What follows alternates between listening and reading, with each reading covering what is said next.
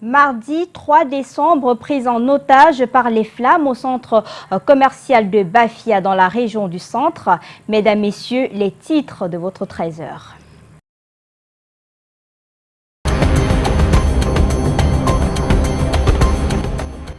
Le centre commercial de Bafia a vu 4 de ses boutiques s'en aller en flammes ce matin. Faute d'une caserne de sapeurs-pompiers dans cette vieille ville, il a fallu la force des bras des tenanciers de ces boutiques, des éléments des forces de l'ordre et des âmes de bonne volonté pour limiter les pertes et le pillage.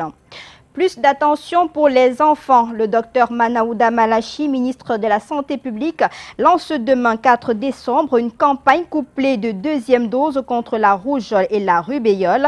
La campagne s'étend sur l'ensemble du territoire national. Et pendant ce temps à Bafia, le BUNEC vient de lancer l'opération Un enfant, un acte de naissance. Elle permet de doter une cinquantaine d'élèves des lycées et collèges de la ville de ce précieux document qui confirme leur existence légale. Et puis, formation de haut niveau, valider le module de gestion interministérielle des crises. C'est l'objectif qui réunit à Ebolova 27 auditeurs de l'École internationale des forces de sécurité EIFORCE. Ces auditeurs sont originaires de 6 pays d'Afrique. Pendant ce temps, à Yaoundé, l'École nationale d'administration et de magistrature ENAM forme les personnels du secteur parapublic sur les techniques et pratiques de la rédaction administrative.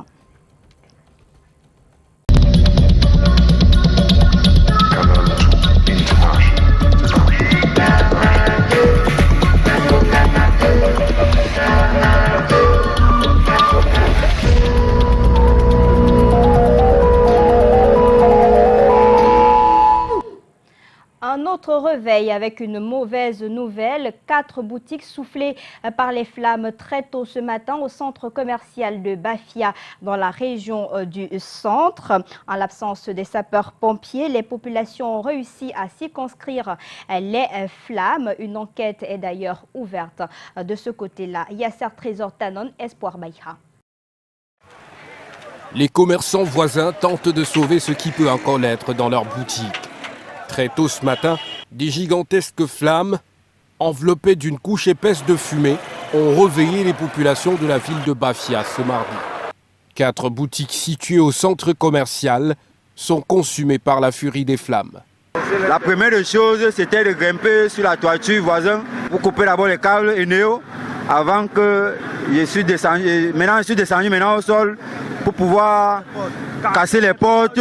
Il y a 4 boutiques qui se sont décimées. Et paraît-il, le feu sort d'une boutique où on vend le matelas. On m'appelle que les boutiques sont en train de se brûler. Je suis arrivé, j'ai vu la flamme jusqu'à que il n'y avait même pas moyen de m'approcher. Bon, ma part, je suis sauvé, mais je remercie le Seigneur. En l'absence des sapeurs-pompiers, ce sont les vaillantes populations qui ont maîtrisé les flammes avant l'arrivée des camions d'eau de l'entreprise chinoise en charge des travaux de construction de la nationale numéro 4. Un acte de bravoure salué par les autorités locales qui ont fait le déplacement pour évaluer les dégâts. Et les jeunes gens que vous voyez autour de moi se sont battus à corps et âme pour maîtriser l'incendie. Et il faut aussi constater que la société, l'entreprise CGCOC a apporté toute une citerne. C'est grâce à cette citerne que nous avons pu maîtriser cet incendie. Un cordon de sécurité est érigé par les forces de l'ordre afin de mener sereinement les enquêtes qui permettront de comprendre réellement l'origine de cet incendie qui fragilise ainsi les propriétaires de ces boutiques en cette veille de fête de fin d'année. On reste toujours à Bafia avec cette opération Un enfant, un acte de naissance. Une cinquantaine d'élèves des collèges et lycées de l'arrondissement de Bafia viennent de bénéficier de leur acte de naissance. Une action menée en marge de la célébration des 30 années de l'adoption de la Convention internationale des droits de l'enfant. Je vous propose à cet effet d'écouter tour à tour une bénéficiaire et Joseph Sylvani Ndé Nzoumou. C'est le chef d'agence régional BUNEC Centre au micro d'Espoir Baïra. Et quand on s'en sort, il faut tendre la main parce que je pense que si on ne nous tend pas la main, personne ne viendra nous chercher où nous sommes quand on est dans des moments, je vais dire, de pauvreté extrême. Je sais et je peux comprendre ceux qui ne peuvent pas, comme il dit, les plus démunis. Et aujourd'hui, moi j'ai un appel à lancer. Vient de le dire monsieur le directeur de l'agence régionale, il vient de le dire le représentant du préfet. En fait, soyons civiques. Si nous tous, nous sommes des bons citoyens, on ne peut pas passer le temps à faire des guéguerres. Nous leur apportons l'expertise nécessaire pour qu'elles puissent régulariser l'état civil des personnes vivant sans acte de naissance. Ce cas est souvent compliqué parce que la procédure est spécifique, elle tend souvent à décourager les déclarants. Alors, nous pouvons faire une médiation institutionnelle, la commune, le Bureau national de l'état civil et n'importe quelle autre institution. Mais là, nous avons le cas d'une association, un acteur de la société civile, une association qui a donc fait un recensement de ces personnes vulnérables qui vivaient sans acte de naissance. Elle a suivi toutes les procédures jusqu'à l'aboutissement des jugements supplémentaires. Et puisqu'on parle d'enfants, les leaders religieux du Cameroun s'engagent à défendre les droits des enfants. Ils ont prêté serment, c'était hier à Yaoundé, lors du forum sur la foi pour le changement positif en faveur des enfants. Un acte qui donne l'onction à l'UNICEF dans la protection des droits des enfants. Brand Kamga et Serge Alain Ziebou.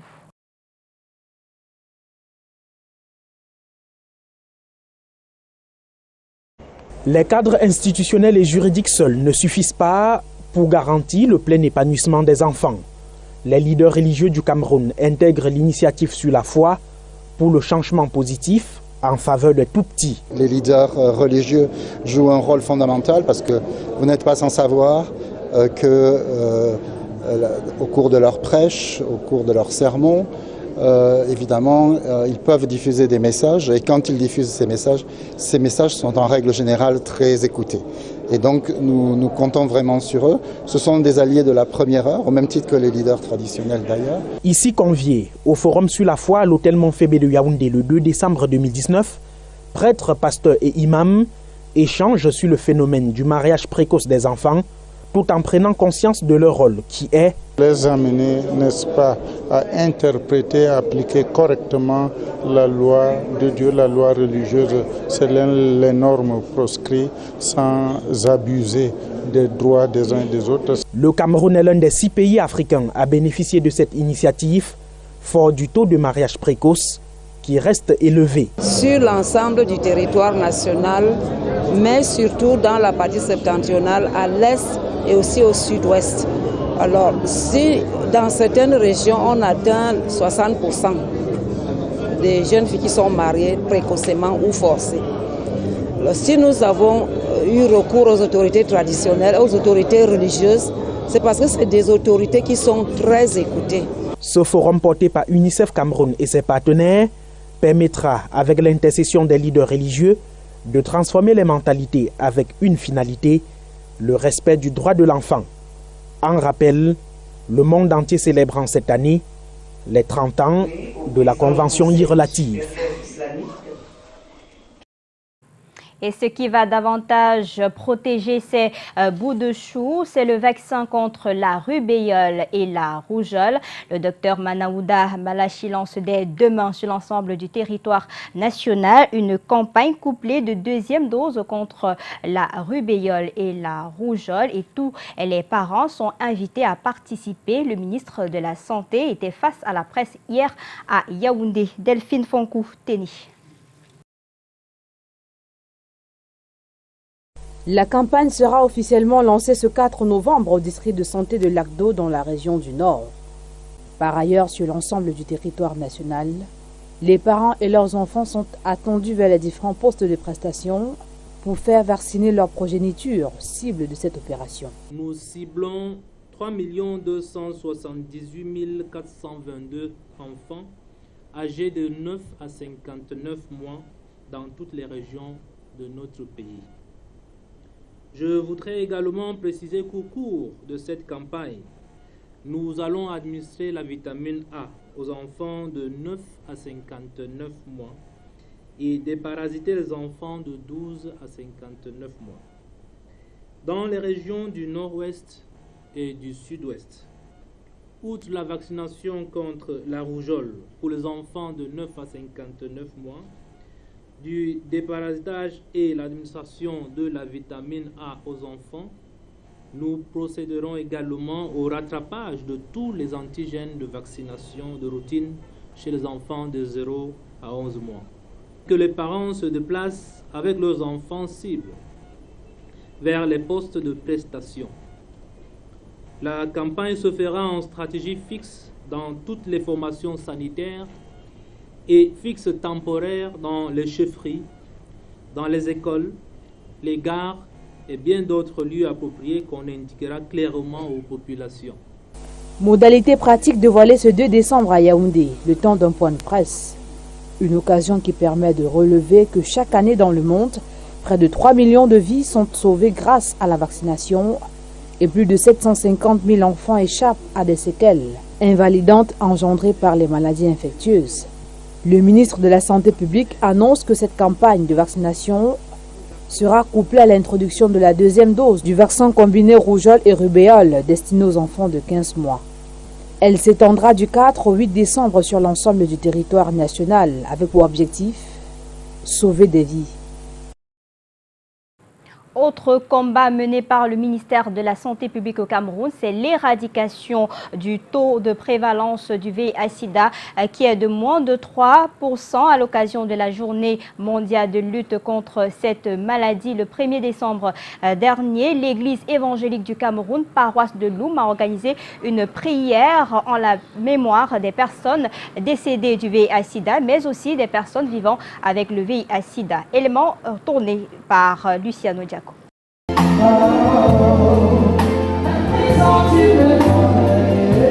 Le concert caritatif de Music Club vient de marquer d'une pierre blanche l'élan de solidarité des personnes qui ont refusé de la voir souffrir davantage dans son délicat état de santé.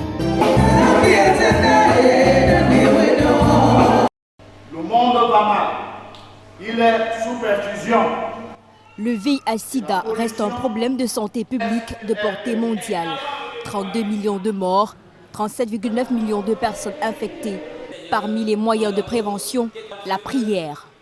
À l'église évangélique du Cameroun, paroisse de Loum, département du Mungo, les prières s'élèvent pour confier à l'Éternel les malades, surtout ceux vivant avec cette maladie.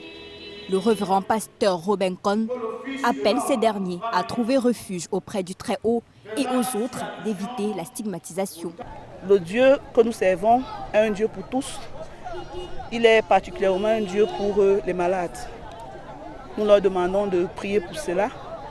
Le Seigneur les soutient dans leur lit de maladie. Parce que Dieu est avant tout, c'est Dieu qui fait tout. C'est la raison pour laquelle nous venons servir le Seigneur. Et nous devons le faire avec toute cette volonté. Servir le Seigneur, autre servir des autres. Être au service des autres, auprès des malades.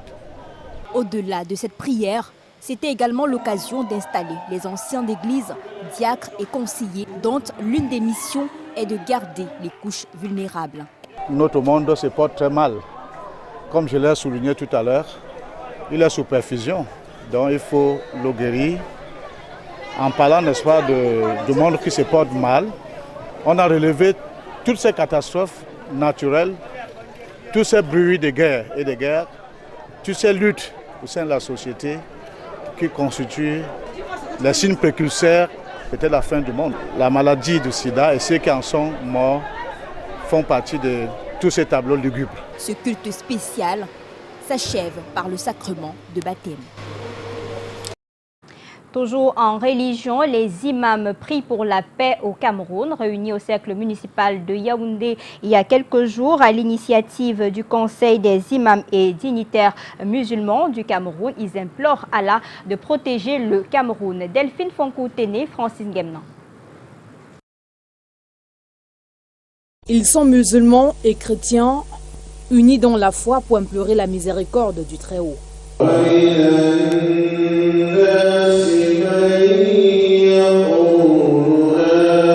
des intentions de prière élevées à l'endroit du Dieu Tout-Puissant. C'est à l'occasion de l'événement baptisé la Grande Prière Post-Grand Dialogue National.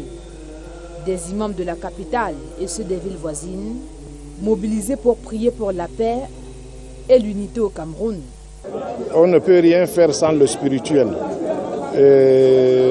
On a mobilisé les imams comme d'habitude et ils ont adressé la prière au Tout-Puissant, au Tout-Miséricordieux pour accompagner notre pays, accompagner davantage. Parce que jusqu'à présent, il a accompagné notre pays, que nous souhaitons beaucoup plus de prospérité, beaucoup plus de développement, et que le président, que Dieu assiste le président Paul Biya, lui donne beaucoup plus de sagesse, lui donne beaucoup de lucidité pour gérer ce Cameroun extrêmement difficile. Initiée par le Conseil des imams et dignitaires musulmans du Cameroun, la grande prière de ce 29 novembre au cercle municipal de Yaoundé est en outre l'occasion de demander à Allah la sagesse dans la mise en œuvre des recommandations du Grand Dialogue National et la résolution de la crise qui sévit dans les régions du nord-ouest et du sud-est Cameroun. Et nous sommes en décembre, c'est le mois de la nativité, une belle occasion pour les artistes de faire des scènes et des prestations. La musique gospel a un second souffle et peut compter sur la voix de la jeune Anna Mia, découverte par Yasser Trésor Tanona. La voix de Anna Mia transporte les esprits. Son message divin invite à servir entièrement le Seigneur, lui qui est son bouclier. Son titre « Je t'aime » l'exprime clairement.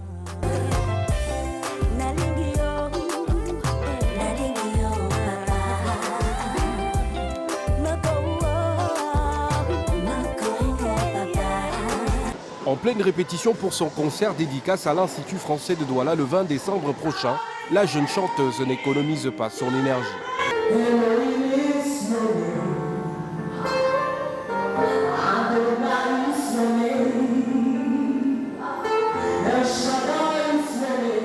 J'ai commencé dans la chorale et après la chorale, en 2016, il y avait une compétition gospel appelée Gospel Musical Award. J'y ai participé et ça a déclenché vraiment mon mystère. Et après ça, mon père, le révérend Jackson Gassa, a dit « Ma fille, tu as le don de la musique, tu as le don, un don qui doit être international au-delà des 4 murs. Il m'a dit « Va pour ton premier album ». Et c'est là que je me suis lancée. Le révérend Gassa Jackson soutient totalement sa fille pour des raisons bien claires. Elle est déjà quelqu'un qui opère dans le ministère. Énormément. Elle est quelqu'un qui suit les instructions comme beaucoup d'enfants ne suivent pas en cette époque, et avec sa volonté de démarquer la musique chrétienne, surtout pour la gloire du Seigneur Jésus-Christ. Sur la scène de l'Institut français de Douala le 20 décembre, Tubal et Christiane Moukouri apporteront leur soutien à Anna Mia. C'est le début d'une belle aventure qui s'annonce. Le public est invité dès 17h30 le 20 décembre prochain à l'IFC de Douala pour ce concert dédicace d'Anna Mia. Passe 10 000 francs CFA. Et toujours en culture, un concert caritatif pour lever des fonds et assister l'artiste Maman Gueye dans sa maladie. Une mobilisation importante des artistes de renom, mais très peu de fans hier à la chaumière Bonapriso à Douala. La mobilisation se poursuit sur les réseaux sociaux. Élément de précision avec Aimé Moukoko.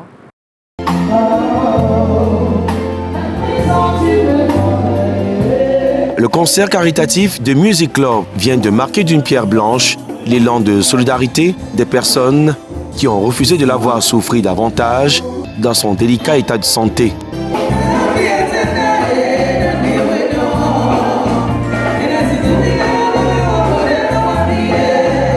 Ce 2 décembre à la chaumière Cabaret à Bonapriso Douala, malgré les programmes serrés pour la plupart des musiciens qui ont tourné le week-end, et le fait pour certains de n'avoir pas reçu l'appel de cette collecte de fonds sur place, la bande à Nicole Mara, la marraine du dit projet, Paquito Kaïssa, Nemro, Djabar, Wadje et les autres membres de The Music Club ont pu recueillir en contribution financière électronique et levée de fonds sur place environ 408 Salué pour la spontanéité, des artistes à 80% représentés lors de ce concert, les hommes de culture, 2 médias et les fans, mais une enveloppe jusqu'ici très insuffisante pour accompagner jusqu'au bout le traitement de l'autre légende, Maman Gueye, la Camerounaise, amputée d'une jambe il y a quelques semaines.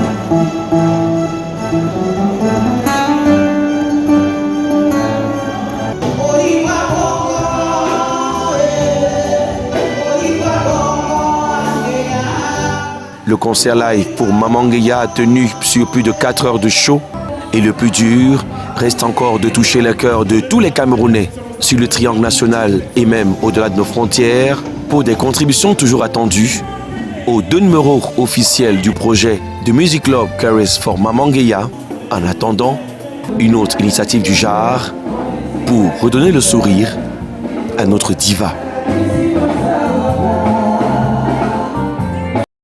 Courage à Maman Gueye et la collecte se poursuit. Vous pouvez visiter les différentes pages pour retenir les numéros. Et on va immédiatement retrouver nos reporters sur le terrain. Le commerce intra-régional de la sous-région Afrique centrale a du mal à s'approprier la vision de la zone de libre-échange continentale africaine. De quoi s'agit-il exactement? Monique Naoussi Fossou et Marius Kossou sont sur le terrain. C'est à vous, messieurs et dames.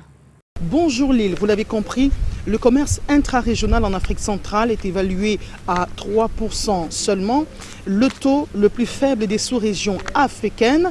Et le constat est fait depuis la mise sur pied de la zone de libre-échange continentale africaine. Et pendant 3 jours donc, les pays de la CEAC, les pays de la CEMAC qui sont réunis à Douala vont plancher sur 5 domaines prioritaires, à savoir les transports, le tourisme, les communications, les services rendus aux entreprises et les finances. Je vous propose d'ailleurs ces explications de Jacob Cotieux, expert en commerce et libre-échange, qui revient sur les enjeux de ces chaînes de valeur. La zone de libre-échange continentale, au jour d'aujourd'hui, repose sur 2 grands piliers, le commerce des marchandises et le commerce des services. Dans le commerce des marchandises, les États se sont...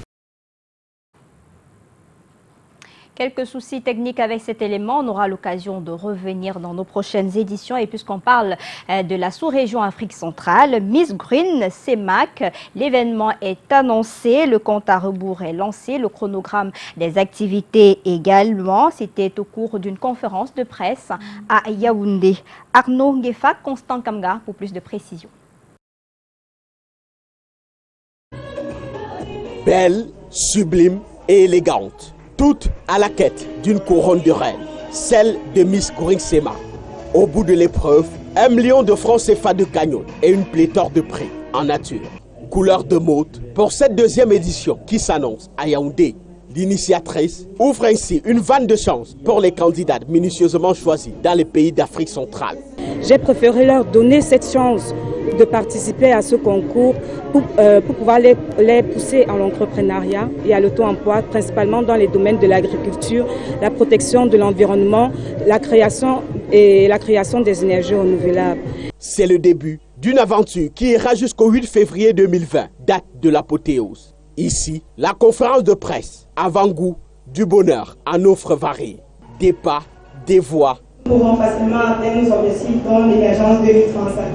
Dans une expression harmonisée pour donner satisfaction au public, mais aussi à la porteuse du projet. Je me suis rendu compte qu'elles sont toutes belles, elles sont intelligentes et je voudrais leur donner l'opportunité, cette occasion d'être formées par le COMY et par l'ONG Asaka pour leur donner la chance de réaliser leurs rêves. Miss Green CEMAC est une initiative socialement responsable qui, à côté de son atout culturel, vise la réalisation des projets agricoles pour le développement de la sous-région Afrique centrale. Autre sujet dans ce 13h, 27 auditeurs de l'EIFORCE venus de 6 pays de l'Afrique sont en mission dans le sud Cameroun. Il s'agit de la validation du module gestion interministérielle des crises. L'École internationale des forces de sécurité reste le fleuron de la formation de sécurité internationale en Afrique et prépare ses auditeurs au master professionnel et au brevet d'études supérieures en sécurité. Ambroise Foguet pour le... Ils sont 27 auditeurs, hauts fonctionnaires de police et officiers supérieurs de gendarmerie du Bénin, du Mali, du Niger, de la Côte d'Ivoire, du Congo et du Cameroun. Des stagiaires du Master en sécurité internationale et du brevet d'études supérieures de sécurité sous la houlette de l'École internationale des forces de sécurité E-Force et de l'Institut des relations internationales du Cameroun, IRI.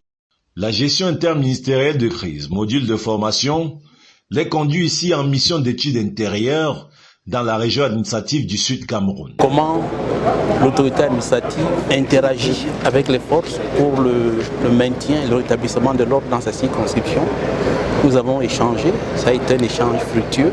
Le général de brigade André-Patrice Bitoté, directeur général de l'E-Force, conduit en personne la 6e promotion de ce centre d'excellence africain et à chaque étape, de risques exposés sur des expériences engrangées in situ. C'est une mission qui a un double objectif, pédagogique d'abord. Et sur ce point, monsieur le gouverneur de la région du Sud a bien voulu gratifier nos stagiaires d'un excellent exposé. L'autre objectif de la mission est touristique.